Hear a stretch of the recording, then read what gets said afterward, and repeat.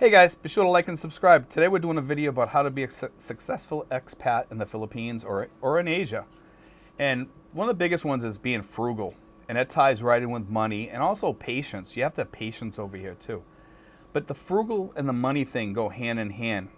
And a lot of people talk about, like we always talk about the budgets. Other people talk about the budgets. And everybody knows my stand on the budgets, that I believe you have to have a higher budget. And with good reason. When you see my sweet spot budget, you understand everything that I'm talking about here. But the success here, the success rate is really tied to how much money you make each month here. And for me in my instance, I'm probably better off than most expats over here in a lot of different ways. I won't get my Social Security till I'm probably 68 or 70. I don't think I'm going to take it early. I don't really need it. You know, and some expats are coming over here and they're living off of just Social Security. And, you know, with your success is tied to all this stuff over here, because it's also tied to your health. Because if you're not healthy, you're not going to be successful over here. Unless you have a lot of money put aside. You know, your health is tied to how much money you're spending and how quickly you're going through your monthly budget. And the money that your income. And when I say income and budget, those to me are both actually the same. My income has to be budgeted, okay, to go where it needs to go. That is my budget. So when I say income and I say budget, to me that's both the same. And I make it that way, okay? And that's a lot of people don't understand the two in my book. Okay, and they get kind of lost when I say, well, budget, I budget this much amount of money. Well, my income, it all gets budgeted out. When I know how much I'm getting that month, I do a budget for it.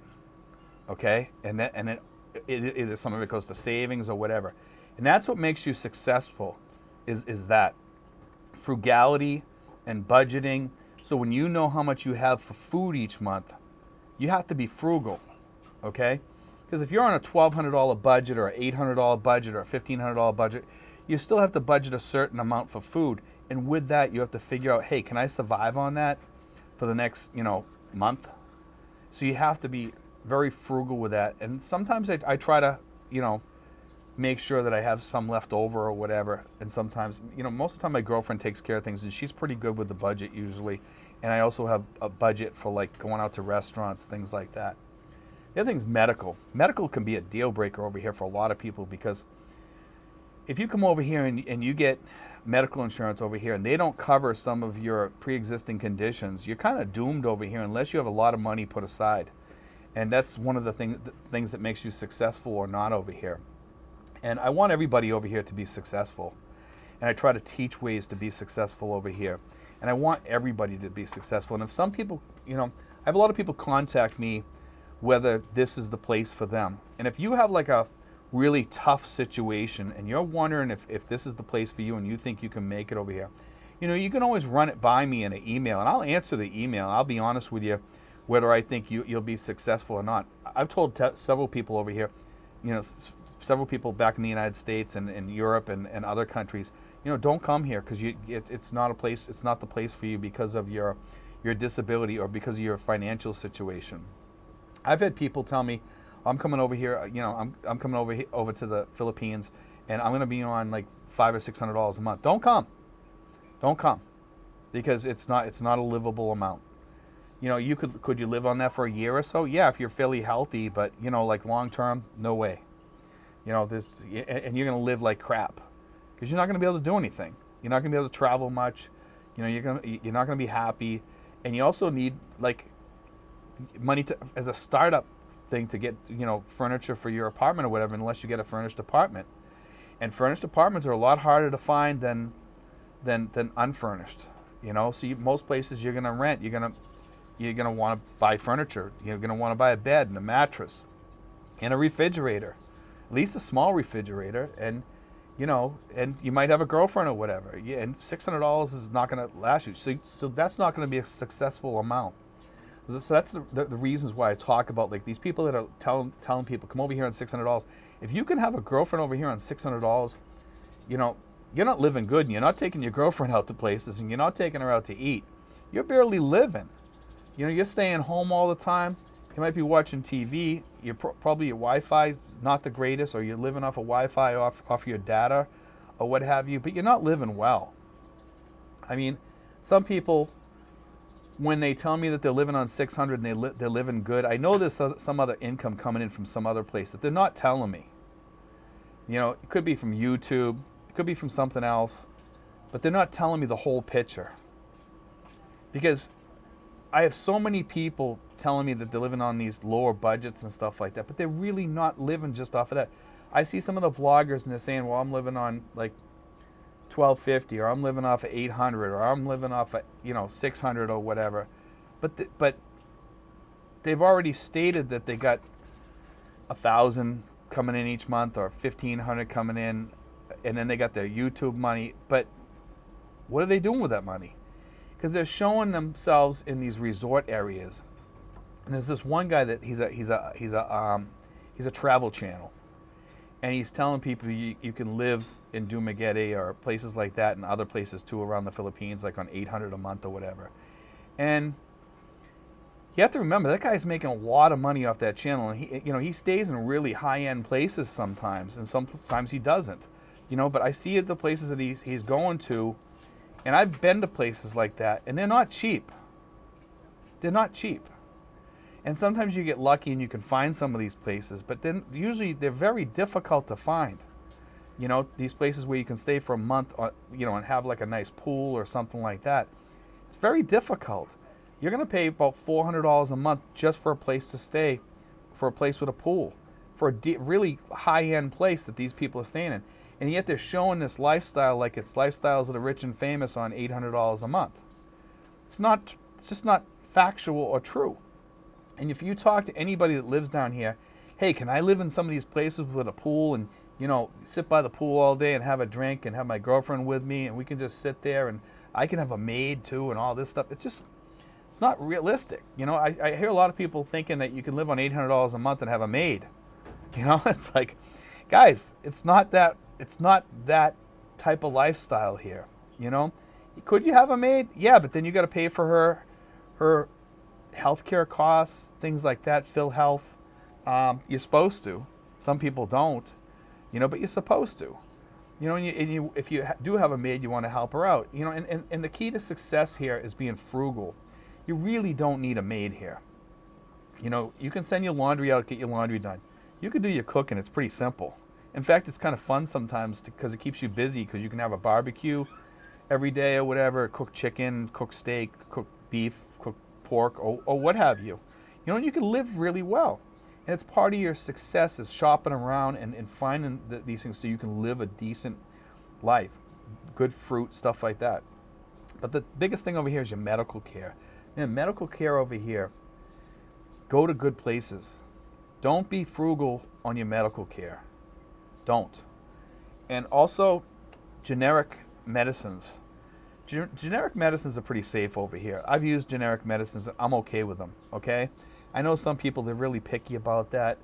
And I know we have guys over here that I've had some guys write and ask me about Viagra. Viagra, you can get like a cheaper brand of it through,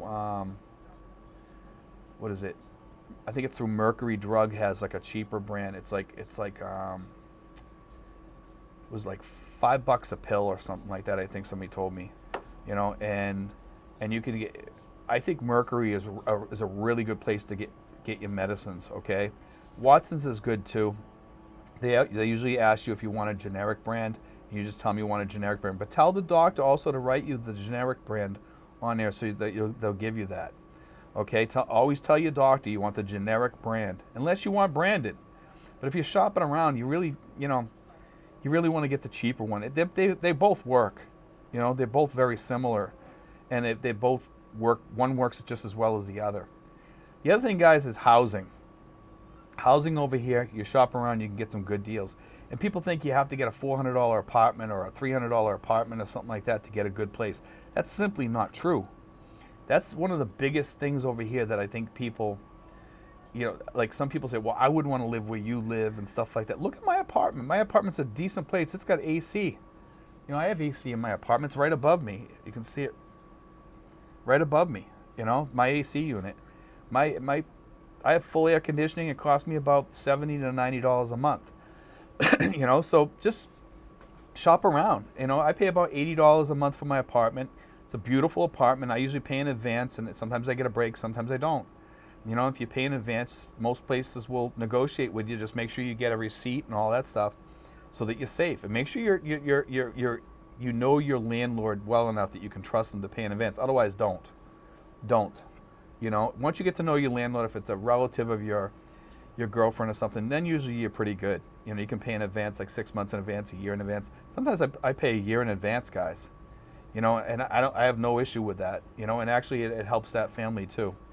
You know, but shop around. Don't believe everything you hear from people. You know, look around and do your own homework on this stuff. Don't believe what every expat or every person tells you out there. Don't. Because they'll have you thinking that the only way to go is to go into a gated community where you're paying $200 a month or you know, somewhere around there for a two-bedroom apartment or two-bedroom home, you know, or a three-bedroom house or whatever. Yeah, those are nice, and you can get the pool and all that stuff, and that's great if you have the money for it.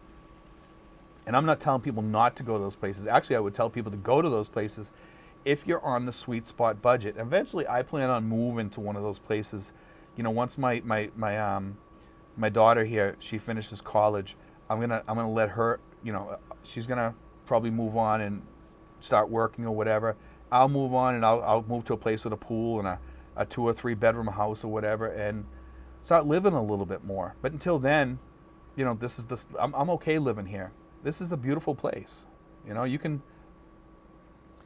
I get a nice breeze here. It's beautiful here. It's comfortable here. I've very few dogs barking here. Occasionally they do, but very seldom. And it's cheap. And the other thing is, I can walk outside my door, up the thing here, and you guys have heard this before. I can jump into a jeepney and go to the Dasma Mall, like that, and I'm there. I can walk up a little further, probably less than 5 minutes away, catch a bus to Manila and go to MOA, like that. It's quick, you know, and it's cheap. And that's what you want. You want those comforts around you, because if you move to some of these gated communities, they're off the beaten path a little bit. They're a little bit far away. They might not have the transportation that you want to go to the places that you want to go to. Faster is always better, because when you start traveling between tricycle to a jeepney and then to a bus, by the time you get on the bus, you're all sweaty, you stink. You know, I'm just being honest. You know, because it's hot here. You know, it's hot. You know, and you have to think about these things. So find places that are kind of on the beaten path, but also look for dogs, roosters, things like that when you're renting, and look for price. And don't get the Kano price. A lot of these people down in Dumaguete, they're proud of the places that they have, and they're showing these places, and Cebu also, and in some of these other places up north, and Angeles and Subic.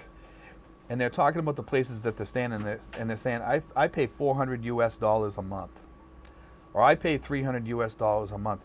Man, for that around here, I could get 2 places. 2 places. And I'm not talking about like this place here.